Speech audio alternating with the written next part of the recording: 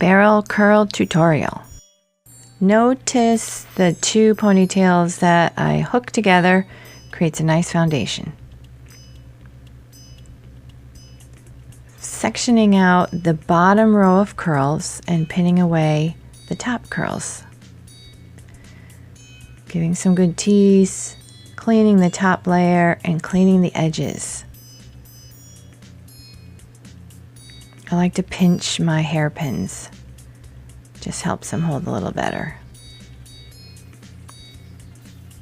So I'm going to go all around the base of the ponytail to create your first row foundation of barrel curls. I'm pinning inside. I do always like to move hair out of my way. I like to work very neatly.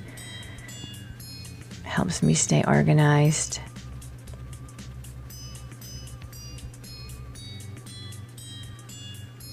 Now I'm going for the second row and looking how the curl wants to naturally fall. That's very helpful instead of trying to fight the look.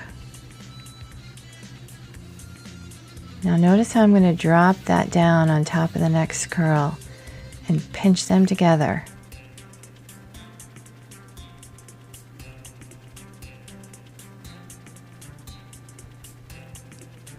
Continue to make sections.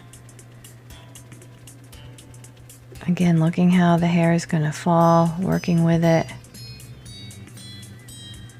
Cleaning a little bit of the inside this time, flipping it up, dropping it down to pinch.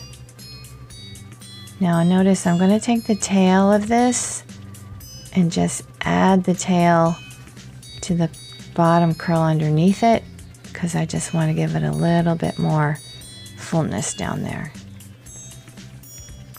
I am not working with any product and the curls are soft and loose, and this way as I go around I can adjust and tighten. This is my last piece. I always have one last piece, so taking stock of the entire updo at this point and seeing where that last piece needs to go.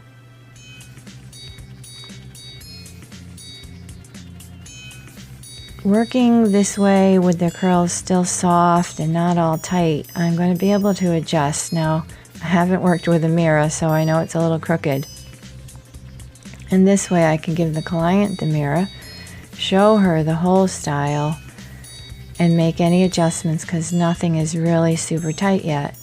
Going in at the end and pinning for tightness and spraying, and again taking a 360-degree look before the final spray, and we're done.